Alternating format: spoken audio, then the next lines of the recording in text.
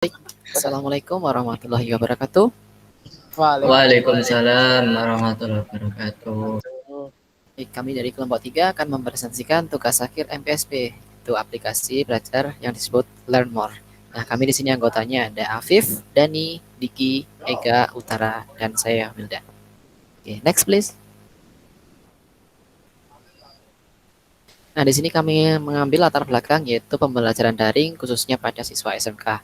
Nah, ketika modul daring modulnya itu praktikum, karena itu modul itu tidak efektif karena siswa sering mengalami kendala dikarenakan tidak didampingi oleh guru. Nah, oleh sebab itu kami ingin membuat modulnya lebih interaktif dengan menambahkan fitur khusus yang memodifikasi untuk penggunaan software online sehingga pembelajaran dapat dilakukan lebih interaktif untuk menunjang siswa untuk terus bereksplorasi. Next please. Berikut analisis tujuan instruksional dari kelompok kami. Yang pertama yaitu menjadikan media pembelajaran yang dapat membantu peserta didik dalam mempelajari materi dan modul praktikum. Terus yang kedua, media pembelajaran dapat mempersingkat waktu belajar peserta didik.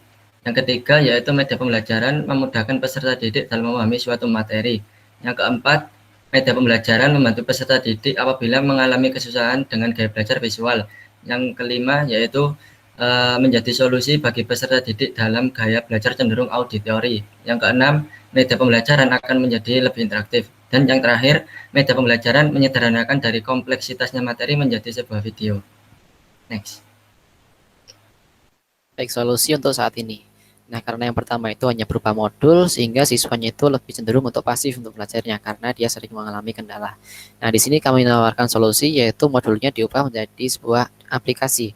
Dan di modul ini, ketika itu terdapat sebuah media, entah nanti berupa tutorial, animasi, gambar 3D, gambar 360, yang gambar-gambar itu, media itu dapat men-trigger siswanya untuk lebih interaktif dalam belajar, sehingga siswanya lebih giat untuk bereksplorasi. Next please. Oke, di sini ada manfaat bagi guru dan bagi siswa. Untuk yang pertama tuh dengan adanya media tersebut, guru jadi lebih mudah untuk menyampaikan sebuah materi karena dibungkus dengan cara-cara media interaktif. Kemudian yang kedua, proses mengajar itu lebih interaktif karena tidak melulu tentang teks dan teks, tapi ini ada kayak animator dan video-video pembelajaran seperti itu. Untuk yang ketiga, guru tidak harus menerangkan secara detail karena nanti di aplik medianya tersebut bisa menerangkan secara detail dengan fitur-fitur interaktif. Kemudian manfaat bagi siswa, dengan adanya media tersebut siswa lebih mudah memahami isi materi. Jadi mereka itu lebih mudah karena medianya tadi membuat suasana dari interaktif. Kemudian untuk yang kedua, siswa yang bosan membaca tulisan mungkin bisa terbantu karena siswa yang membaca teks saja kan pasti banyak yang bosan, jadi mereka bisa melihat gitu, atau mendengarkan. Untuk yang kedua, proses belajar siswa menjadi menyenangkan, dan untuk yang terakhir, waktu yang dibutuhkan untuk memahami materi itu jadi lebih singkat, seperti itu. Terima kasih. Next.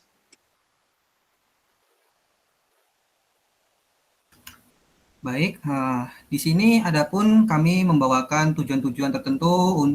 Kenapa sih kami ingin membuat sebuah aplikasi dan ide tersebut? Nah, jadi di sini kami melihat masih banyak sekali siswa-siswa SMK yang kurang sekali dalam belajar, terutama di rumah, karena juga di sini dalam kondisi daring virtual. Nah, jadi lebih banyak belajar sendiri di rumah daripada di sekolah langsung bertemu dengan guru. Nah, dari sini kami mendapatkan sebuah ide karena banyak siswa yang kurang mantap dalam belajar melalui modul yang diberikan oleh guru ataupun asisten yang lain, asisten guru. Nah, kami di sini membawakan sebuah ide di mana yang tadi ya, pembantu pembaca modul PDF bagi siswa-siswa SMK dalam mempelajari mata pelajarannya. Nah, di sini kami memiliki seperti fitur ya, seperti tadi diucapkan di latar belakang, ya ini ada animasi-animasi, terus juga mempunyai gambar 3D dan lain-lainnya. Di sini diharapkan nanti setelah siswa mendapatkan selain membaca dalam modul, nah siswa ini juga mampu dan dapat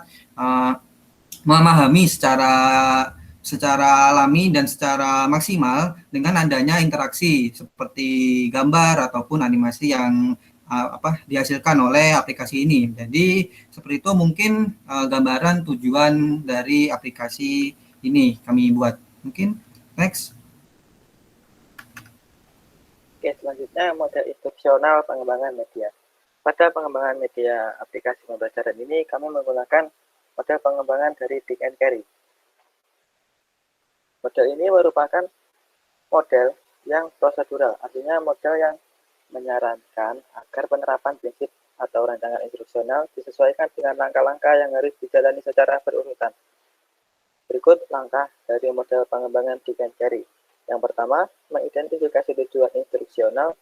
Yang kedua, melakukan analisis instruksional. Dan yang ketiga, menganalisis karakteristik mahasiswa dan konteks. Selanjutnya, yang keempat, merumuskan tujuan instruksional khusus. Yang kelima, mengembangkan instrumen penilaian. Yang keenam, mengembangkan strategi instruksional. Lalu, mengembangkan dan memilih bahan instruksional yang sesuai. Yang kedelapan, merancang dan melakukan evaluasi formatif. Yang kesembilan, melakukan revisi pembelajaran. Dan yang terakhir, merancang dan melakukan evaluasi sumatif. Oke, yang selanjutnya ada analisis target pengguna. Nah, di sini kami untuk menganalisis target pengguna, kami menggunakan pendekatan pengembangan platform human centered design. Nah, di sini artinya kami menghadirkan solusi dari permasalahan yang ada.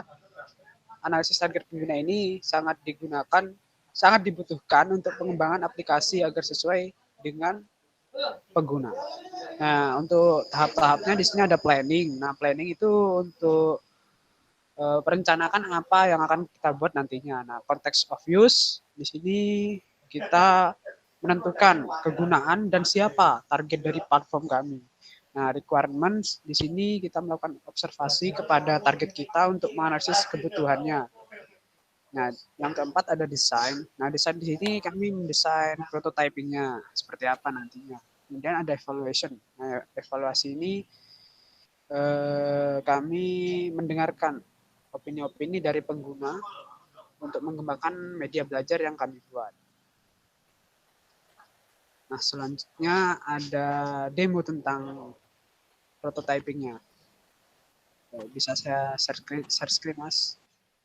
Di sini kami membuat prototyping menggunakan Figma ya. Oke, kita mulai. Jadi untuk halaman utamanya seperti ini. Ada logo tulisan Learn More aplikasi kami. Kita klik saja untuk masuk ke halaman login. Nah, di sini ada halaman login. Nah, berhubung kita belum punya account, jadi kita klik daftar. Nah, di sini ada halaman daftarnya. Setelah kita klik, kita menentukan nama, email, dan kata sandi, kita klik daftar.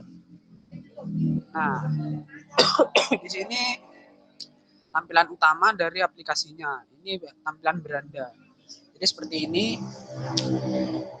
kita bisa memilih modul routing untuk yang pertama di review ya.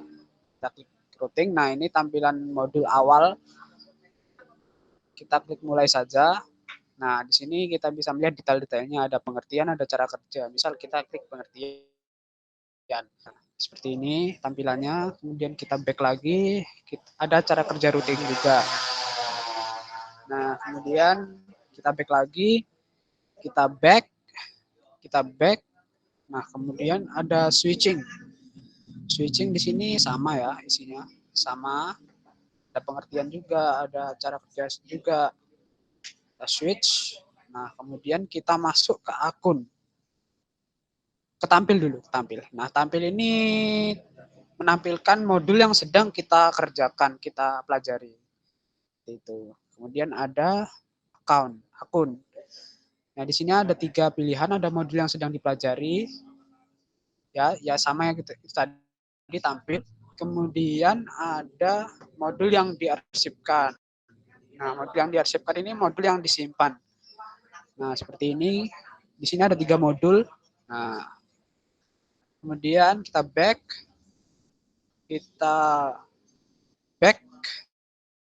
Ada riwayat modul. Nah, riwayat modul ini adalah modul yang sudah selesai kita kerjakan.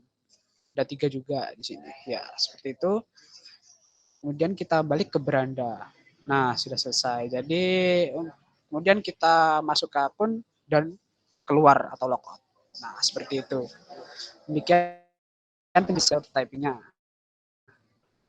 Saya kembalikan ke Mas Wildan. Baik, terima kasih. Mungkin itu saja yang dapat kami sampaikan. Kami akhiri. Wassalamualaikum warahmatullahi wabarakatuh.